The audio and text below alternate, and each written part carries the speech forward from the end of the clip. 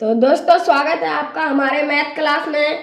तो दोस्तों जैसा कि हमने अगले वीडियो में बताया था कि मैथ में 4 पिलर होते हैं और वो आपको समझना बहुत ही ज़रूरी है। तो 4 पिलर जो समझ लेता है दोस्तों, तो वो उसके लिए मैथ बनाना बहुत ही ईजी हो जाता है। तो क्या है वो 4 पिलर देखते हैं। तो पहला है जोड़, जो सब कोई बनाने जानता है, एडिशन।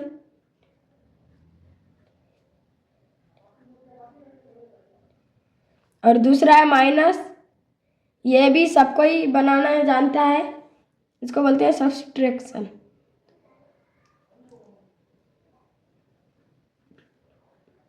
और तीसरा है गुना, जिसको बोलते हैं मल्टीप्लिकेशन।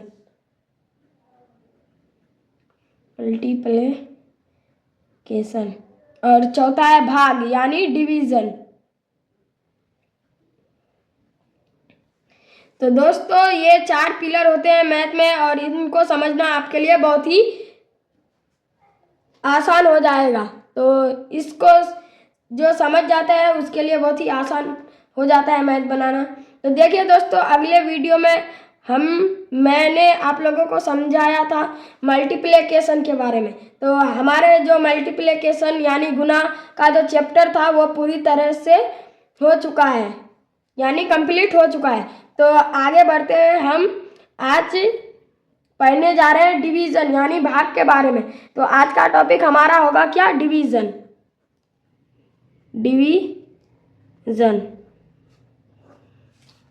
तो दोस्तों हमने बताया था कि मैथ में मल्टीप्लिकेशन में पारा जरूरी याद होना चाहिए।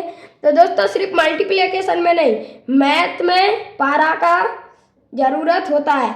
और जो पारा जिसको याद हो जाता है, कम से कम 2 से लेकर 10 तक का पारा जरूरी याद होना चाहिए। तो दोस्तों आज हम इस वीडियो में जानेंगे डिवीज़न क्या होता है और ये कैसे बनता है। तो चलिए शुरू करते हैं। तो दोस्तों डिवाइड का मतलब होता है यानी भाग। डिवाइड का मतलब होता है, डिवाइड का मतलब होता है किसी संख्या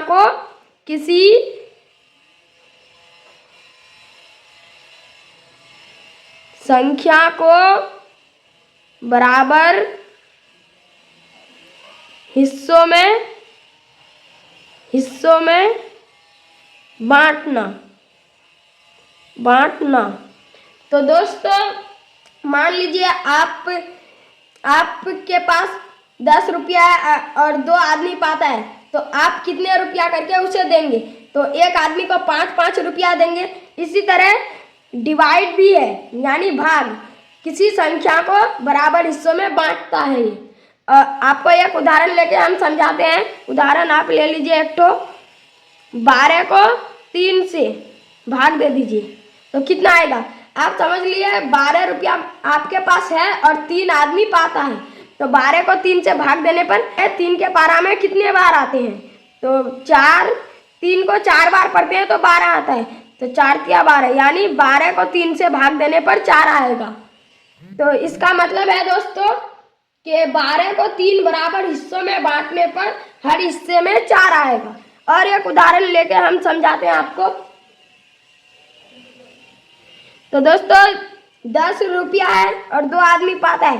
तो 10 रुपया 2 आदमी पाता है, तो एक को कितना करके दीजिएगा? 5 ना करके दीजिएगा। तो 5, अगर 10 को 2 से भाग देने पर 5 आता है। इसका मतलब है कि 10 को 2 बराबर हिस्सों में बांटने पर हर हिस्से में 2 आएगा। लिख देते हैं हम आपको, 10 को 2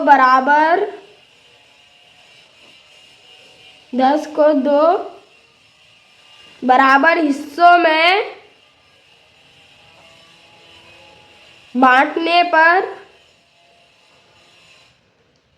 हर हिस्से में